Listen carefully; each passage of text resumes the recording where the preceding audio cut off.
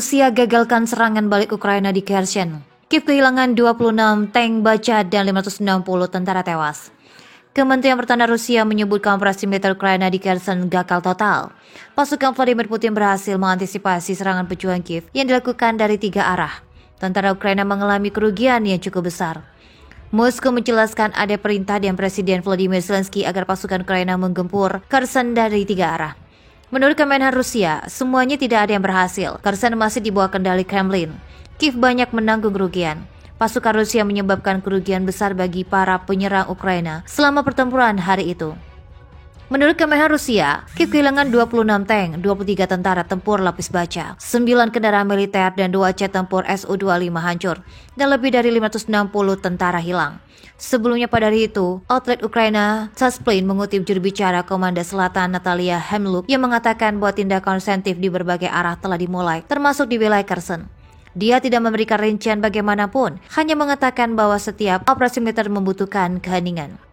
Namun pada Senin malam, Staf Umum Angkatan Bersenjata Ukraina hanya menyebutkan serangan Rusia di dekat desa Potemkino. Kiev telah berbicara tentang serangan belasan Kherson sepanjang musim panas, sambil meminta lebih banyak senjata dan amunisi dari negara mitra NATO. Di dalam pidato video kepada orang-orang hari Minggu, Zelensky bersumpah bahwa Ukraina akan kembali ke Donbas. Selain itu merebut sejumlah kota seperti Kharkiv, Zaporozhia, Kherson dan pastinya mengembalikan Crimea ke pangkalan udara Ukraina. Basis pasukan neonazi Ukraina kembali jadi sasaran tembak rudal presisi tinggi militer Rusia. Armada Beruang Merah membombardir kantor Batalion Azov dan Aidar yang terletak di Oblast Provinsi Dnipropetrovsk, Ukraina, Senin 29 Agustus 2022. Kementerian Pertahanan Rusia mengonfirmasi serangan dengan menggunakan rudal presisi tinggi dengan basis peluncuran darat. Dalam laporan dikutip oleh Viva Militer dari kantor berita Rusia RIA Novosti, rudal diluncurkan pasukan Dirgantara Rusia FKS dari wilayah warganet di Dnipropetrovsk. Serangan itu dilancarkan setelah laporan intelijen Rusia mengetahui kamp yang dijadikan basis penempatan sementara pasukan militer Ukraina dari Brigade Pertahanan Teritorial ke-108 berada di wilayah itu. Lebih lanjut, Kementerian Pertahanan Rusia memastikan di kamp itu terdapat ratusan unit militer neonazi di Batalion Azov dan Aidar. Senjata berbasis darat presisi tinggi di area pemukiman Marganet wilayah Dnipropetrovsk mengenai titik penempatan sementara dan depot amunisi dari Brigade Pertahanan Teritorial ke-108 serta kamp lapangan Aidar dan Azov.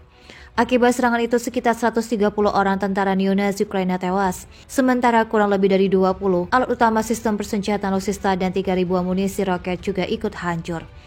Serangan menghancurkan lebih dari 100 militan, 20 peralatan militer dan lebih dari 3.000 roket untuk bekerja beberapa sistem peluncuran roket. Pasukan Vladimir Putin bantai 1.200 pejuang Kiev, termasuk 40 tentara bayaran yang membela Ukraina. Pasukan Vladimir Putin mengklaim berhasil membunuh ratusan pejuang Kiev dan puluhan tank baja serta kendaraan militer. Insiden itu terjadi ketika pasukan Rusia mencegat pergerakan tentara Ukraina yang hendak menyeberang Nikolaev, Kharkiv, Bryansk, dan kota-kota lain di Ukraina Selatan.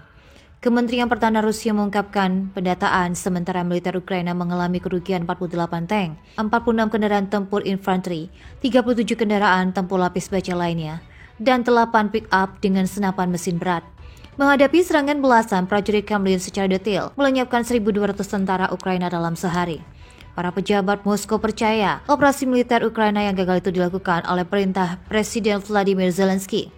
Menurut Kementerian Rusia, manuver pejuang Kiev dengan mudah terbaca sehingga operasi mereka digagalkan sebelum mencapai target. Kemenhan Rusia mengatakan pasukan Moskow sudah siap menghadapi unit Brigade Penyerangan Gunung Ukraina ke-128 dalam operasi tersebut. Tidak semua Brigade Penyerangan Gunung Ukraina ke-128, tapi ada juga yang menyerang karena terkepung. 5 anggota layanan dari brigade itu meletakkan senjata mereka tak menyerah.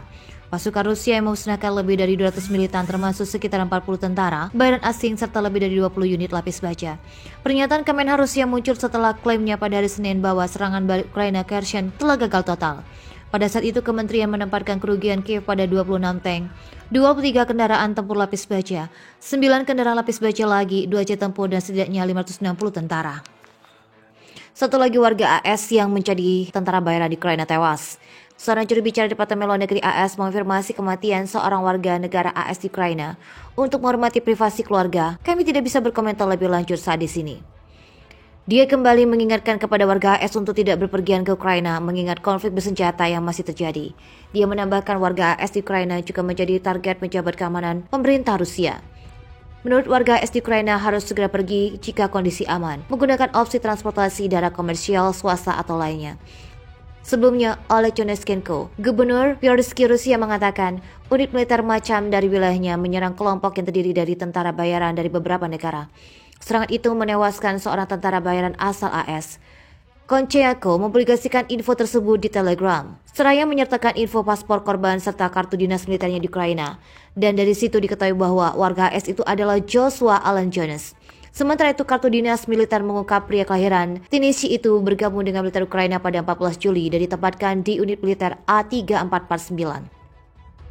Seorang jurnalis militer Rusia, Andrei Rudenko mengatakan, tentara bayaran asal AS tersebut bukan terbunuh akibat serangan pasukan Rusia atau pejuang pro-Moskow, melainkan oleh teman sendiri karena melarikan diri dari tugas. Kementerian Pertahanan Rusia menegaskan tentara bayaran asing bukan pihak yang dilindungi di bawah hukum internasional. Mereka diperlakukan sama dengan tentara musuh termasuk jika tertangkap dan dianggap sebagai tawanan perang. Kemhan Rusia mengungkapkan hal terbaik yang menanti mereka jika ditangkap hidup-hidup adalah pengadilan dan hukuman penjara maksimal. 20 tentara bayaran AS tewas dalam sebuah serangan udara di Kharkiv. Rusia mengklaim telah menewaskan sebanyak 20 orang tentara bayaran asal Amerika Serikat dalam serangan udara di Kharkiv bagian timur Ukraina. Kementerian Pertahanan Rusia menyatakan mereka tewas bersama seratusan pejuang Ukraina lainnya. Juru bicara kementerian Letnan Jenderal Igor Chernyachenkov mengatakan pesawat Rusia telah menyerang posisi unit nasionalis Kherson dan unit tentara bayaran asing di dekat desa Ardeyevka.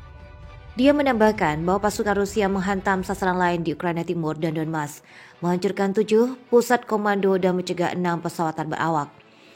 Staf umum Ukraina tidak melaporkan kerugian apapun, tetapi mengatakan pada hari Sabtu bahwa Rusia telah menembaki beberapa desa di desa Kharkiv. Unit sukarelawan Kherson dibentuk pada bulan Februari oleh para veteran Resimen Azov yang dikenal dengan menyambut para pejuang dengan pandangan nasionalis dan neo-Nazi yang terbuka ke dalam barisannya. Pada Februari 2022, Kremlin mengakui Republik Donbas sebagai negara merdeka dan menuntut agar Ukraina secara resmi menyatakan dirinya sebagai negara netral yang tidak akan pernah bergabung dengan blok militer barat manapun.